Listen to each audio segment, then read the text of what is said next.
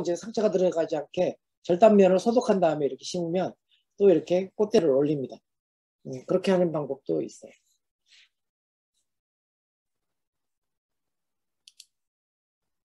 양배추나 컬리플라워, 브로콜리 뭐 이런 애들의 이제 또 방울다다기 양배추도 있어요.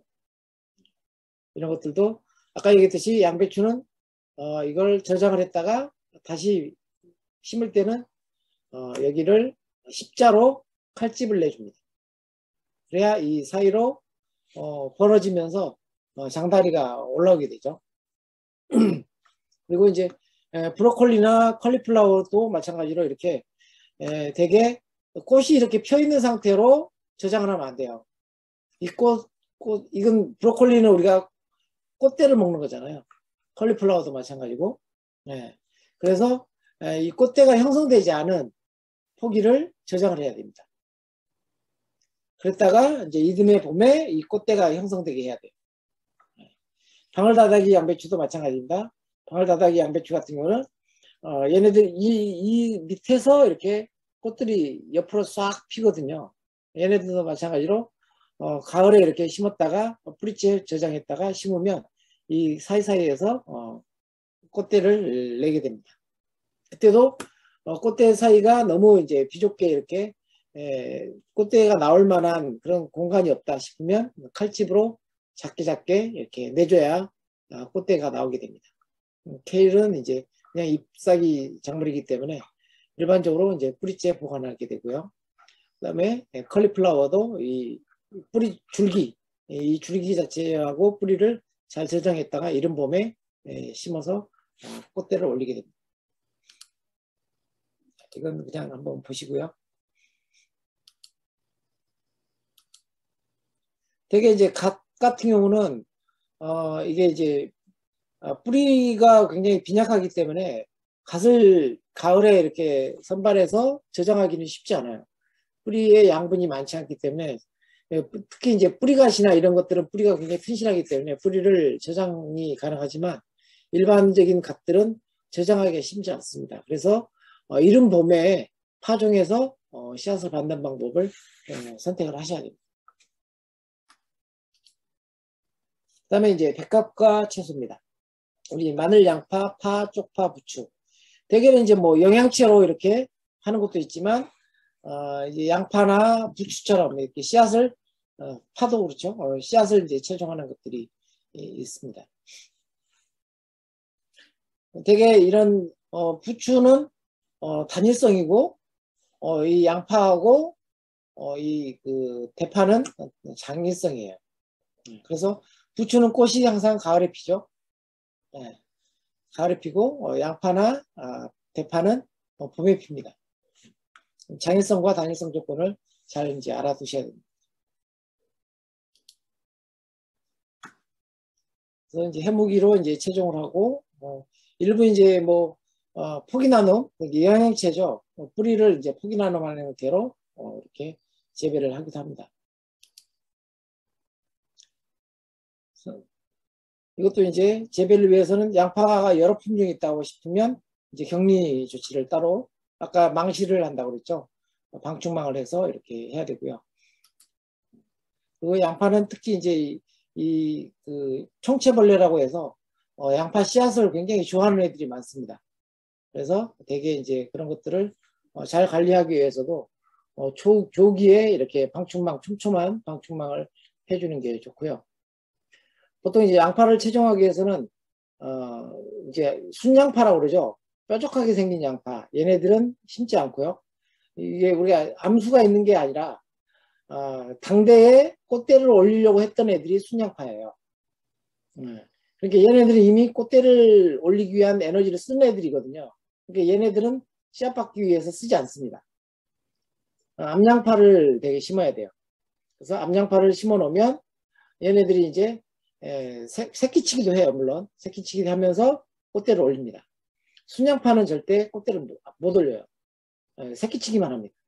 근데 암양파는 새끼치기 하면서 꽃대를 올리기 때문에 그 종류로 이렇게 씨앗을 받으십니다.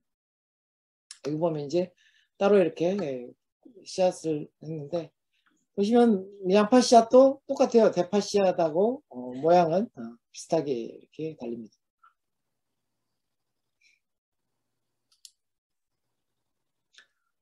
파의 체종은 이제 3, 4월에 파종해서 7, 8월 정식하고 이듬해 봄에 꽃대가 나와서 이제 결실을 하게 되죠.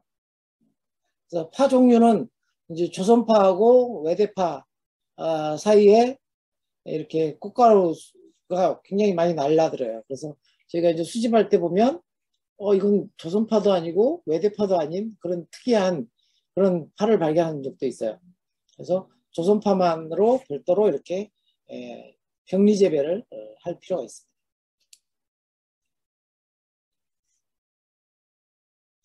양파하고 비슷하죠.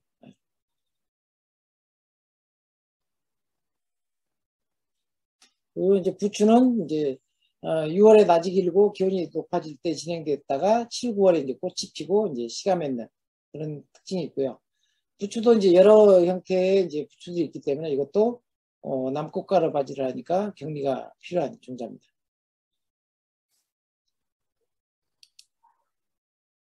그래서 되게 이제 6월달 정도에 부추가 이렇게 6월달 정도에서는 최종을 하기 위해서는 부추 수확을 중단을 해야 돼요, 사실은. 그래야 꽃대를 올립니다. 부추 먹겠다고 계속 부추잎을 수확해 나가면 결국은 꽃대를 못 올립니다. 그렇다고 해서 이제 먹을 수 있는 부추가 나오느냐 하면 그렇지도 않거든요, 사실은. 그래서 6월달까지는 6월달 끝자락에서는 부추잎을 수확하지 않는 게 좋고요. 그리고 이제 이렇게 가을에 부추를 먹고 싶다 싶으면 이 씨앗을 심어서 이듬해 이렇게 씨앗을 파종한 이듬해에 봄에는 2년차에 부추는 씨앗을 맺지 않거든요. 그래서 그것을 수확해서 드시는 게 좋습니다. 그래서 부추 농가에서는 매년 씨앗을 받아서 따로 파종하는 이유가 2년차에 씨앗 맺지 않는 부추를 수확하기 위해서 씨앗을 계속 받아서 파종하는 식으로 농사를 합니다.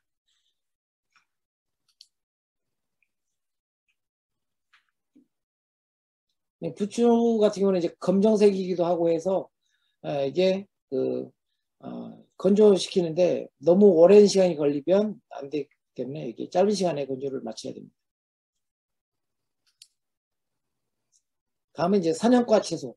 우리 당근, 샐러리, 파슬리 뭐 이런 작물들이죠. 꽃의 모양이 이제 우산 형태다 그래서 사냥과입니다. 이게 이제 당근인데요. 당근도 보통 이게 이제 당근 같은 경우는 장일성, 단일성이 아닌 중일성입니다. 그래서 봄에 꽃이 피기도 하고 가을에도 꽃이 펴요. 이런 이제 특성이 있는 게 당근이에요. 그래서 봄에 씨앗을 파종해서 열심히 키우고 한 포기 또는 뭐 대여섯 포기 이렇게 남겨놓으면 가을 늦가을에 꽃이 피어서 씨앗을 맺습니다. 그리고 가을에 파종한 경우는 이제 월동시켜서 저장해 놨다가 봄에 심게 되면 이듬해 봄에 꽃이 피어서 씨앗을 받을 수가 있어요. 이렇게 이제 우산 모양이죠. 그래서 이제 사냥과라는 이름을 받았습니다. 이렇게 이제 격리 재배를 품종별로 이렇게 따로 이렇게 격리를 하고 있는 모습을 볼 수 있고요. 이 당근에 속하는 이런 채소들은 되게 이제 야생의 미나리라든지 파슬리라든지 얘네들과 꽃가루가 자주 이렇게 교잡이 됩니다. 그래서 야생의 뭐 수크렁인가? 뭐 야생의 물가에 자라는 뭐 동미나리라든지 이런 꽃가루도 날라오기 때문에 당근은 이렇게 격리 재배를 별도로 해야 된다고 합니다. 야생의 그 교잡률이 굉장히 높다고 해요.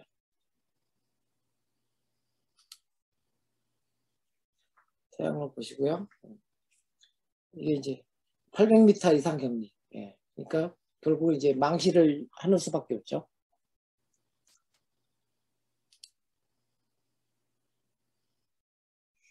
당근을 이제 노지에다 재배하다 보면 그 알록한 벌레들이 굉장히 많이 꼬여서 걔네들이 씨앗을 갉아먹습니다. 되게 좋아합니다. 그래서 벌레들을 퇴치에 굉장히 신경을 써야 돼요.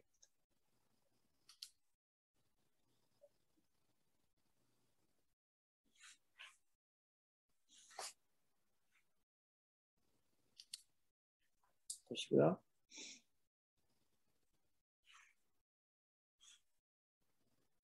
꽃이 핀 후에 이제 발화력을 획득하려면 30에서 35일 정도 걸려요. 그래서 그것을 이제 알려면 되게 이제 이렇게 우산 모양으로 꽃이 피었다가 씨앗이 맺힐 때는 이게 함지방 모양으로 이렇게 안에 쑥 들어가는 모양으로 오히려 역전이 됩니다. 그때쯤 되면 이제 옅은 갈색으로 이렇게 색깔이 바뀌는데 그때 이제 발화력을 획득해서 씨앗이 수확을 할 수가 있습니다. 다음은 이제 국화과 채소. 우리 이제 상추, 쑥갓, 우엉, 뭐 치커리라든지 이런 작물들이죠. 이거는 이제 되게 이제 난꽃가루 바지를 하긴 하지만 제꽃가루 바지도 이렇게 해요. 그래서 되게 이제 격리거리가 그렇게 길지는 않습니다. 격리거리가 보통 이제 한 4, 5m 정도면 충분히 이렇게 되는 작물이죠. 여기서는 200m 이상 격리를 하려고 했는데 보통 서양 자료라든지 이런 거 보면 4, 5m 정도 상추 같은 거는 격리를 해도 충분히 이제 격리가 되는 걸로 이렇게 나와 있습니다. 얘도 이제 장일성, 단일성이 아닌 중일성이기 때문에 봄에도 씨앗을 채종할 수 있고 가을에도 채종할 수 있습니다. 근데 이제 가을 채종을 위해서는 대개 이제 한 6월경에 파종을 해야 돼요.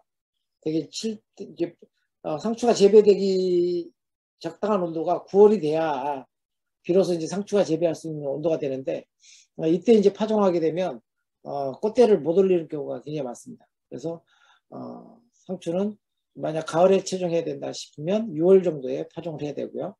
근데 너무 고온이기 때문에 고온기에 상추가 이제 녹아버릴 수 있어요. 그래서 따로 이제 차광망이라든지 뭐 이런 걸 설치해서 재배한 이후에 채종을 하는 게 좋습니다. 그렇지 않으면 이제 봄에 일찍 하는 게 좋고요. 그리고 이제 봄에 하는 것 중에서 아까 말씀드렸듯이 적상추는 장마철 이전에 이렇게 수확하는 게 씨앗을 채종할 수 있도록 하는 게 좋고요. 그 다음에 이제 청상추 종류는 되게 아주 고온기에 씨앗을 맺게 돼요. 그래서 대개가 녹아버립니다. 그래서 이 청상추 종류들은 가능하면 고추라든지 약간 반 그늘 정도를 만들어줄 수 있는 작물들하고 같이 혼작을 하는 게 좋습니다. 그래야 얘네들이 약간 좀 서늘한 기운을 받아서 꽃대가 건강하게 이렇게 자랄 수가 있습니다. 그렇지 않으면 거의 다 녹아버리더라고요. 한여름에. 그래서 청상추와 적상추를 달리 취급해서 씨앗 받는 환경을 만들어줘야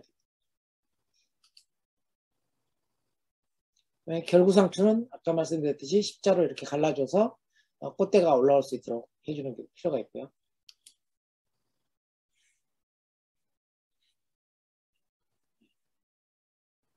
그다음에 이제 하얀 꽃이 피고 그다음에 꽃이 핀 다음에 이제 낙하산이 생기면 그 깃털이 생기면 이제 그때 이렇게 베어서 7일간 그늘에 말린 다음에 이렇게 털어서 다듬는 방식으로 상추를 채종합니다.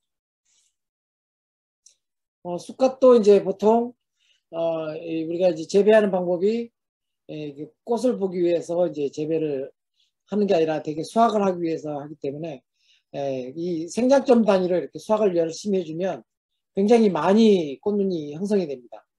근데 이제 꽃눈이 워낙 많이 형성되면 수확을 위한 재배에서는 괜찮지만 채종을 위한 재배에서는 미숙된 꽃들이 굉장히 많이 나와요. 그래서 쑥갓을 재배하다가 이제 나중에 채종하기 위해서는 꽃이 피는 단위별로 꽃을 솎아주는 역할들을 좀 해줘야 돼요. 꽃을 많이 솎아줘야 나중에 그 중에 일부가 이제 튼실한 씨앗들이 나옵니다. 우리가 쑥갓은 생장점 단위로 수확해서 격가지가 막 나와서 그걸 또 수확하고 하다 보면 엄청나게 번지잖아요. 그러면 거기서 이제 꽃이 다 나오면 꽃은 굉장히 많은데 그 많은 꽃에다가 다 양분